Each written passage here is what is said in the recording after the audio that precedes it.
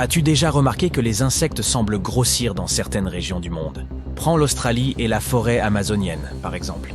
Elles sont réputées pour abriter certaines des bestioles les plus grandes et les plus effrayantes qui soient. Que se passe-t-il dans ces hauts lieux d'activité pour les insectes? La chaleur joue un rôle dans leur croissance, mais ce n'est pas le seul facteur en jeu. Dans le désert, par exemple, on ne trouve pas d'insectes aussi gros, en dépit de la chaleur. Le véritable secret réside dans l'accès à l'eau. Dans les environnements tropicaux et subtropicaux, l'humidité est généralement abondante, ce qui se traduit par une variété de nutriments disponibles tout au long de l'année. Et en parlant de snacks, c'est là que les choses deviennent intéressantes. L'environnement chaud et humide crée les conditions parfaites pour un buffet d'insectes à volonté, ce qui permet aux plus gros insectes de se développer et de prospérer au fil du temps. Cela vaut également pour les rats. Il suffit de regarder les rongeurs géants qui vivent dans les villes, où ils peuvent se régaler de toutes sortes d'ordures et de détritus. Pour les insectes, l'Eldorado se situe généralement près de l'équateur, dans des endroits comme l'Amérique centrale et l'Amérique du Sud, certaines parties de l'Afrique et de l'Asie, ainsi que le nord de l'Australie. Jette un coup d'œil à celui-ci. Sa particularité ne réside pas tant dans sa grande taille. Les humains voient rarement cet insecte. C'est une teigne des bois qui a été repérée dans une école en Australie, située à proximité d'une forêt tropicale. Cet insecte détient le record du papillon de nuit le plus lourd au monde, et l'envergure de ses ailes mesure jusqu'à 23 cm. En Australie, il existe environ 60 espèces de papillons de nuit, mais la plupart d'entre elles ne sont pas aussi grosses que la teigne des bois géantes. Les jeunes élèves ont l'occasion de croiser de nombreux animaux sur leur lieu d'étude, tels que des talégales d'Australie, des koalas et des serpents. Mais selon le directeur de l'école, apercevoir ce papillon de nuit géant était tout à fait inédit. Lorsque l'on parle de bestioles terrifiantes en Australie, il est difficile de ne pas mentionner les araignées. Elles sont d'une taille impressionnante. Encore une fois, c'est grâce au climat chaud et à l'abondance de sources de nourriture dans le bush australien. Comme la plupart des animaux à sang froid, les arachnides ont tendance à grossir dans les endroits plus chauds. Le climat australien, en particulier dans le nord et le centre du pays, est chaud et humide, ce qui en fait l'environnement idéal pour la croissance et le développement des araignées. Celles-ci sont également sensibles à la température. C'est pourquoi les climats chauds leur offrent de plus longues périodes de croissance avant la reproduction. Les vastes zones de brousse de l'Australie fournissent plus de proies aux araignées, ce qui les rend plus grandes et plus fortes. De l'araignée crabe à l'araignée mangeuse d'oiseaux australienne, en passant par la chasseresse. Bien qu'elles aient l'air effrayantes, la plupart d'entre elles ne sont pas dangereuses pour l'homme. Nous pouvons maintenant respirer profondément et nous détendre. Alors, comment les Australiens gèrent-ils ces énormes araignées sans devenir fous? Nous parlons d'un pays qui en abrite environ 10 000 d'espèces, et les Australiens les traitent pourtant avec respect, en dépit des nombreux CA de piqûres d'araignées. Ils reconnaissent que ces créatures ne sont pas là pour terroriser les gens. Elles sont un élément irremplaçable de l'écosystème. Lorsqu'ils sont confrontés à une araignée chez eux, ils appellent donc simplement des spécialistes si personne n'est assez courageux pour la capturer et la jeter dehors. Voici quelques animaux bizarres d'Australie. Il faut bien admettre que certains ont l'air effrayants et d'autres plutôt cool. Ceci est la limace rose du mont Kaputار. Sa coloration rose vif est frappante, et on pense qu'il s'agit d'un effort d'adaptation à son environnement. Cette créature fait partie des espèces rares et menacées. On ne la trouve qu'à un seul endroit, le parc national du mont Kaputár.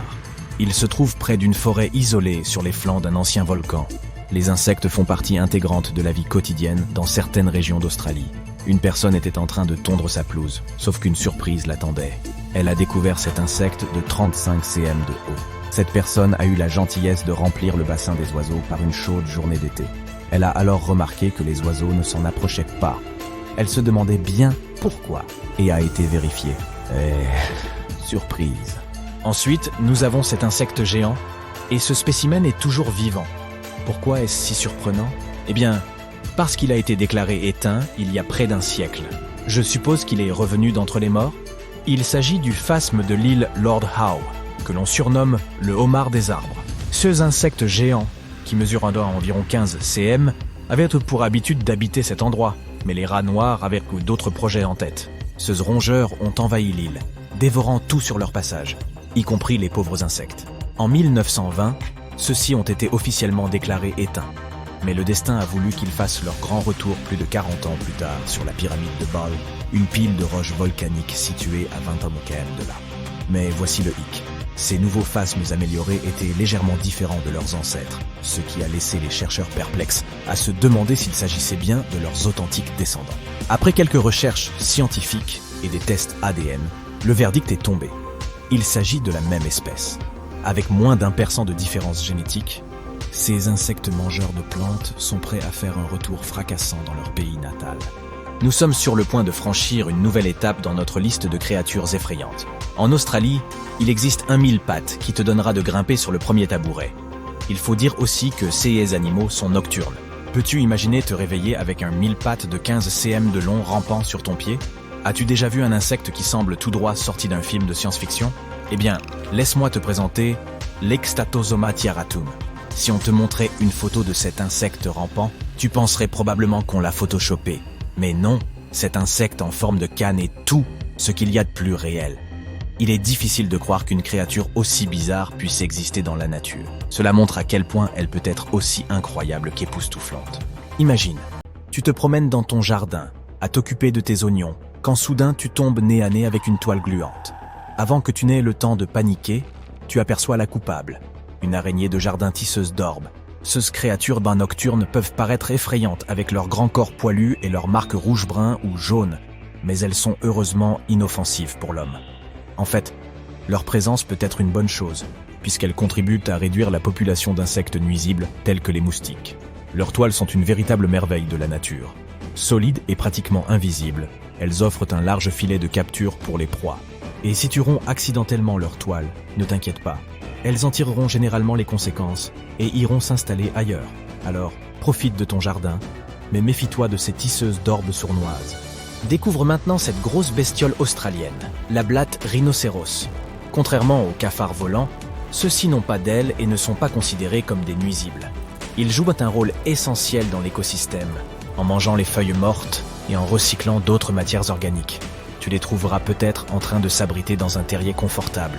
En fait, c'est la seule blatte connue à avoir une demeure souterraine permanente. Ces bestioles sont pratiquement des célébrités à Brisbane, où elles sont même gardées comme animaux de compagnie. Notre prochain sujet d'étude est le papillon Hercule. Cette petite chose ne se trouve qu'en Nouvelle-Guinée et dans le nord de l'Australie. Voyons maintenant pourquoi l'Hercule est si impressionnant. Tout d'abord, il est immense. Il a une envergure de 27 cm, ce qui en fait le plus grand papillon de nuit de toute l'Australie. De plus, ses ailes ont une surface qui en fait le plus grand insecte vivant au monde. C'est impressionnant. En termes d'apparence, l'Hercule est principalement brun doré et blanc avec des taches transparentes sur chacune des 4 sections de ses ailes. La coloration et les motifs ne diffèrent pas beaucoup entre les mâles et les femelles, mais les mâles ont des queues plus longues et plus minces au bout de leurs ailes. Le truc avec ce type d'insectes, c'est que l'on ne devine jamais où ils vont s'envoler. Vont-ils se poser sur ton épaule ou sur l'arbre à côté de toi? As-tu déjà rencontré un insecte géant? Et si oui, qu'as-tu fait? Raconte-nous ton histoire.